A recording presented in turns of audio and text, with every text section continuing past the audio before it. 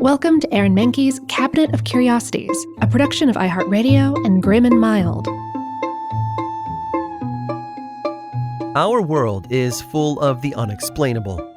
And if history is an open book, all of these amazing tales are right there on display, just waiting for us to explore. Welcome to the Cabinet of Curiosities.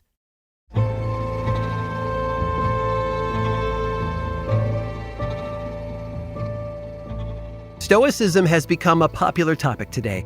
For entertainers, executives, and people who feel out of control of their lives, Stoicism can be an anchor to help them get through the day. It teaches them to focus on what they can directly control.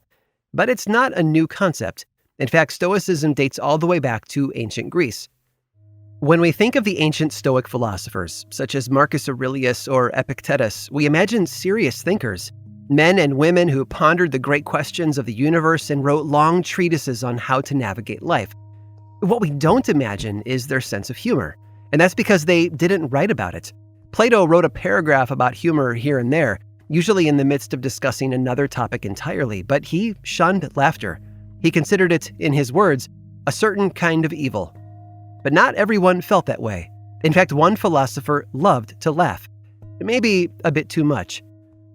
His name was Chrysippus, born in 279 BC in a part of the world that is now present-day Turkey. But Chrysippus didn't start out as a philosopher. You see, when he was younger, his lean frame made him a formidable long-distance runner.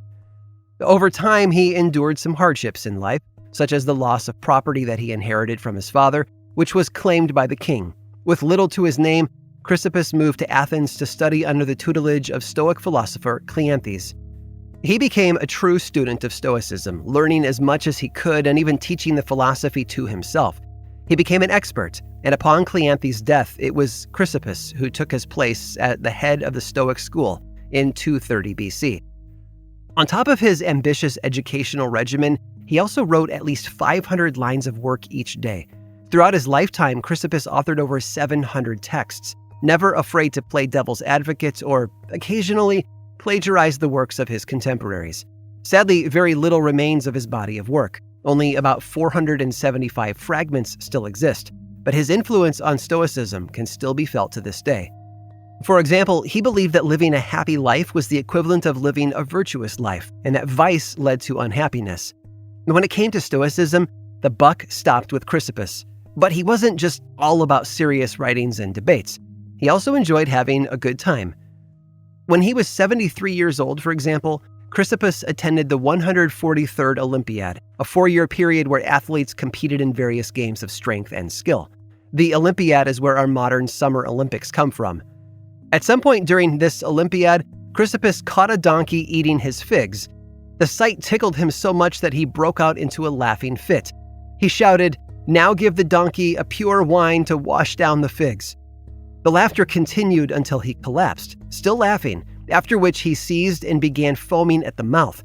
By the time the incident was over, Chrysippus had died. It was believed that he had died from laughter. A strange concept, but not entirely unfounded. In the 5th century BC, another man met a similar fate. His name was Zeuxis, a painter from Greece who had been working on a painting of Aphrodite, the goddess of love. Except rather than depict her as most did, a beautiful young woman, he chose to go a different route. Zeuxis painted Aphrodite as an old hag, an act that caused him to break out into spontaneous, uncontrollable laughter. Well, as with Chrysippus, Zeuxis died mid-laugh, and those who found him believed that he had been punished by the gods for what he had done. But did these men really die from laughing too hard? Well, it's possible. It's a real condition called laughter-induced syncope, and it's caused by a rapid decrease in blood pressure. Usually the person merely passes out, but sometimes the patient actually dies.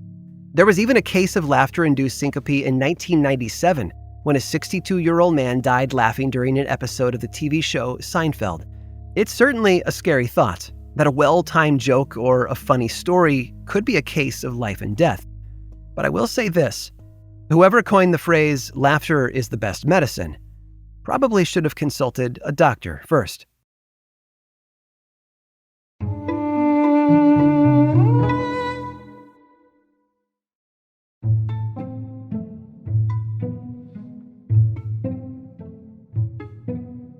The modern conveniences that we'd enjoy today had to start somewhere. Automobiles, smartphones, and televisions started as clunky, complicated contraptions, but have evolved over generations into core parts of our daily lives. However, one technology hasn't changed much over the years, because two brothers in 18th century France got it right the first time and didn't chicken out when it mattered most. Joseph Michel and Jacques-Étienne Montgolfier were born in the 1740s, 5 years apart. They were two of 16 children, all part of a family that had made its fortune manufacturing paper since the mid-1500s.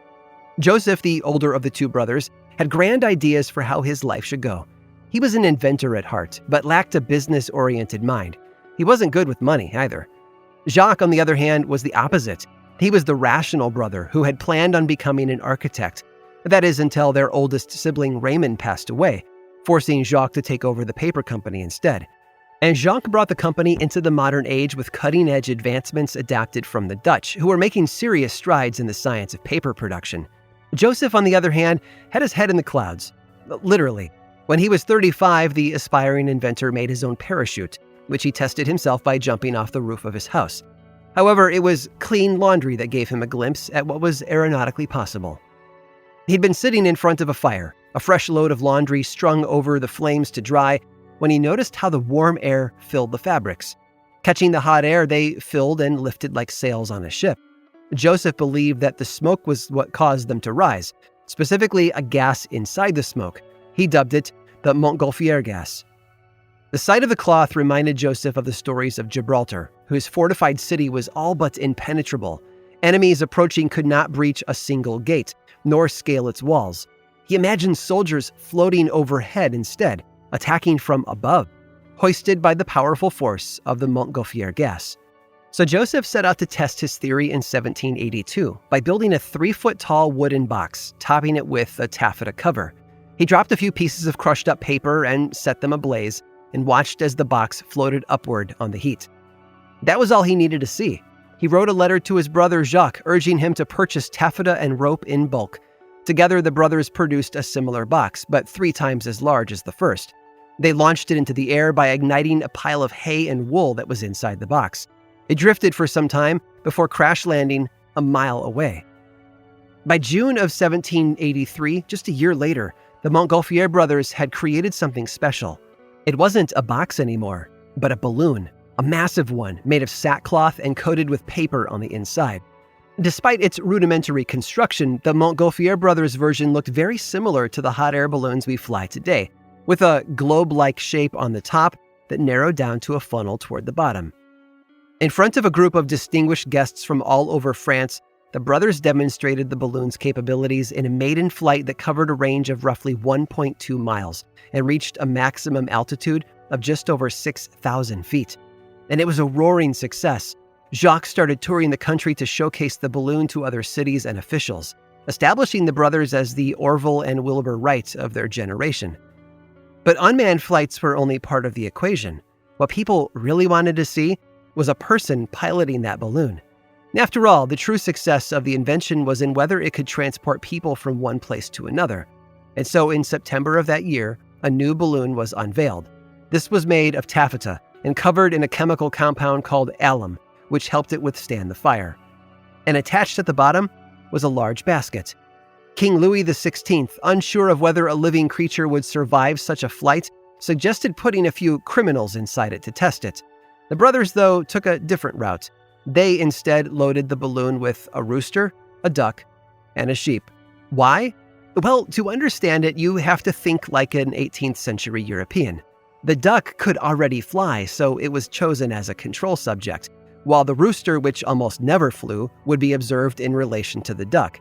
And the sheep was selected due to the belief that its physiology was similar to that of a human.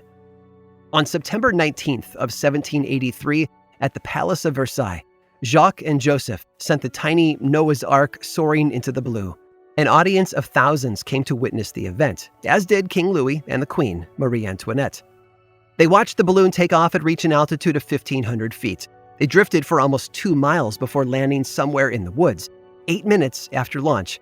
The animals were fine, although probably traumatized by the incident, but they paved the way for human trials, which began a few months later.